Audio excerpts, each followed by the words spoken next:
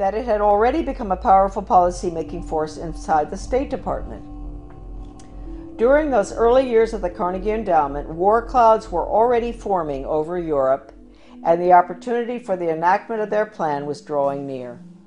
History proved that World War I did indeed have an enormous impact on the American people. For the first time in our history, large numbers of wives and mothers had to leave the home to work in war factories, thus effectively eroding women's historic role as the heart of the family. The sanctity of the family itself was placed in jeopardy. Life in America was so thoroughly changed that, according to Norman Dodd, quote, the trustees had the brashness to congratulate themselves on the wisdom and validity of their original decision, end quote. They sent a confidential message to President Wilson, horrible, listen to this, insisting that the war not be ended too quickly. Carnegie trustee Cleveland Dodge, one of Wilson's financial supporters, had direct access to the president, and as did Elihu Root, endowment president from 1910 to 1925. After the war, the Carnegie Endowment trustees reasoned that if they could get control, here we go, of education in the United States, they would be able to prevent a return to the way of life as it had been prior to the war. And they recruited the Rockefeller Foundation to assist in such a monumental task. According to Dodd, quote, they divided the task in parts, giving to the Rockefeller Foundation the responsibility of altering education as it pertains to domestic subjects. That was the Southern Education Board they set up. But Carnegie retained the task of altering our education in foreign affairs and about international relations. That would be UNESCO, UN, all that stuff. The foundations decided that the most effective method of achieving this goal would be to alter American history. So they awarded grants, fellowships, and scholarships to those professors and historians who would rewrite American history and promote one worldism, humanism, and socialism.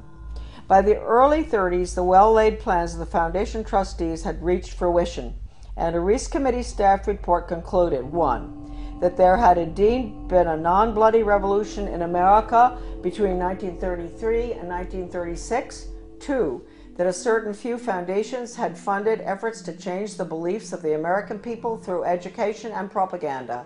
And 3, that these revolutionary changes had been accepted without resistance.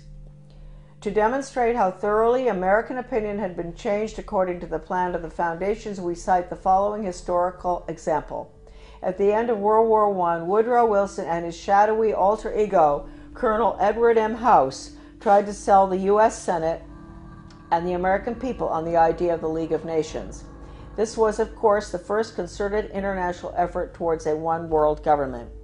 Wilson and House failed in their mission, but a generation later, after another great war and much re-education via college international relations clubs, international studies, educational grants, and the like, the Senate and the people readily accepted membership in the United Nations. Roosevelt's foreign policy advisor, Alger Hiss, helped write the UN Charter, in which the Soviet Union was given 3 votes in the General Assembly and the United States only 1. And then, before his perjury conviction for lying, that's Hiss, about his Soviet espionage activities, he went on to become president of the Carnegie Endowment for International Peace. Chairman Reese expressed justifiable rage when he described what was happening as a diabolical conspiracy. The conspirators had left little to chance.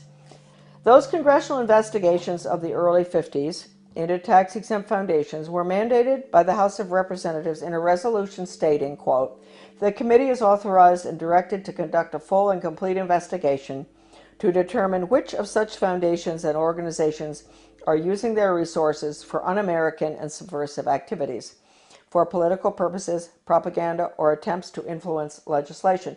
Now, folks, I want to tell you, the 3,000 pages of testimony, Reese Committee hearings, is at my son's website, americandeception.com. The person I bought the hearings from, the transcript, was offered 20 years ago any amount of money for that 3,000 pages.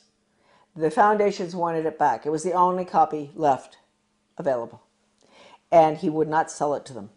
So my friend sold it to me. My friend knew Norman Dodd very well. He sold it to me for $3,000, which is really cheap. All right, a dollar a page. He'd been offered any amount. They said, we'll pay you anything. You name it, anything. We want that copy. So it's now on the web for everybody to read. All right, now we'll continue. The congressional investigations, right? To determine which of such foundations and organizations are using their resources for un-American and subversive activities, for political purposes, propaganda, or attempts to influence legislation. The tax-exempt status granted to foundations by the Congress of the United States is a special and powerful privilege subsidized by the American taxpayer. Therefore, Congress has not only the authority but also the obligation to investigate how tax-exempt funds are spent. This should be the next investigation. Ron Paul should do this one after the Federal Reserve. The Ford Foundation, largest of all the foundations, balked when it received a preliminary questionnaire from the Reese Committee. H. Rowan Gaither, president of the multi-billion-dollar foundation, summoned Committee Research Director Dodd to foundation offices in New York City. At the meeting, Gaither asked, Mr. Dodd, we invited you to come here because we thought that perhaps off the record. You see, that's why it's not in the transcript of the hearings, what I'm reading you now. This was off the record in the office in New York City. We invited you here because we thought that perhaps off the record you would be kind enough to tell us why the Congress is interested in the operations of foundations such as ours. Gaither answered his own rhetorical question with a startling admission. Mr. Dodd, all of us here at the policy-making level of the foundation have at one time or another served in the OSS, the Office of Strategic Services, the forerunner of the CIA, or the European Economic Administration, operating under directives from the White House. We operate under those same directives. The substance of the directives under which we operate is that we shall use our grant-making power to so alter life in the United States that we can be comfortably merged with the Soviet Union, end quote. Stunned, Dodd finally replied, quote, why don't you tell the American people what you just told me?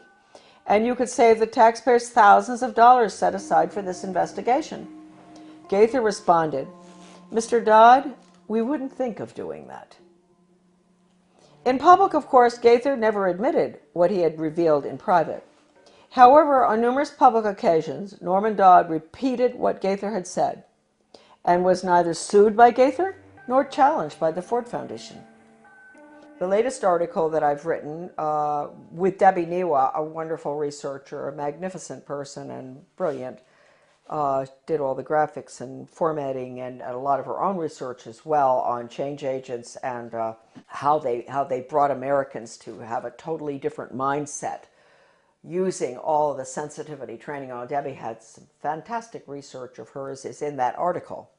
As well as at the end of writing it, we came across extraordinary quotes from C.S. Lewis, who points out that if you substitute workforce training for education, that's the end of civilization. It's the end of the human being as an entity opposed to being an animal. It's the end of the human soul. It's the end of the conscience. And we have all of the evidence from educators and change agents, articles saying that the computer is fantastic for changing values. An educator with the World Institute for Computer-Assisted Instruction, his name is Dustin Houston, where he talks about, won't it be wonderful when the child in the smallest school, most remote area in the country can have the curriculum developed by the world's finest psychologists, and nobody can get between that child and the curriculum. Parents, wake up. That means you, parents, you can't get between the child and that curriculum. You can't control anything anymore. You've lost it. This is going in right now. And they say this works too. What works? I always wondered when I saw this stuff titled What Works in the U.S. Department of Ed, and I didn't pay too much attention. And one day I picked it up, something, and what works? Yeah, dog training works. If you reinforce, if you give rewards and all. And mind you, folks, The rewards are being passed out galore all over our country now, not just in education. In my former town of Bath, the police, the community-oriented policing system, the police are giving rewards to citizens who do good deeds. They give them a little medal. They see them to help an older lady across the street who has groceries. The police determine what the good deed is. She gets a medal. That's a reward. That's conditioning. That's operant conditioning. You're going to end up with a society that never does anything for the sake of it being right. And they're never going to take a stand against anything unless it's approved by the government. So that's going to be the result of operant conditioning. It's throughout our community right now. The Secretary of Education, Arne Duncan, when he was in Chicago, with the Chicago schools, he even recommended paying students for good grades. Now, that's why teachers are up in arms about merit pay, performance-based pay. That's the same thing. They're going to pay the teachers for students getting good test scores. Now, wait a minute. First of all, you might think that sounds good. No, you got to ask yourself, what's the test? It's hard to believe that anybody would deliberately do this to children, but they are. They're evil people, and their agenda has been evil ever since this book was written. This is it. Proofs of a Conspiracy by John Robison, great Scottish scholar.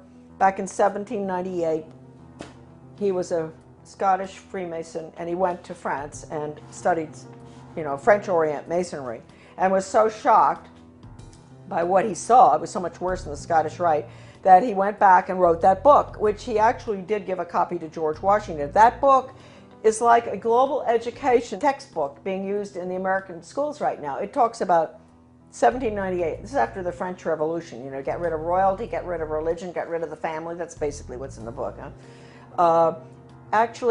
They talk about dropping borders. It sounds just like a global ed curriculum. Turning the children against their parents. It's pure communism. That's why I say that now, basically the only thing that we can do, certainly with education, which is being turned into nothing but corporate school-to-work agenda using the Soviet-Cuban Polytech system, where they pull the children out, send them over to the cigar factory, at noon to learn how to make cigars. The same thing here. That's being put in. It's been in the works for 30 years. The nail is going in the coffin right now. It's coming out of Europe. It's the program that's going through Maine right now. Is called Reinventing Education. De Lorenzo. This is all in my article, The Death of Free Will. All of this documentation about the final nail in the coffin, which will be school to work across the board for global corporate profits. Our children are nothing but human resources and guinea pigs to be trained like animals. Animal training using Pavlov, Skinner, all of which was brought into the United States by, we'll get onto, the order at Skull and Bones.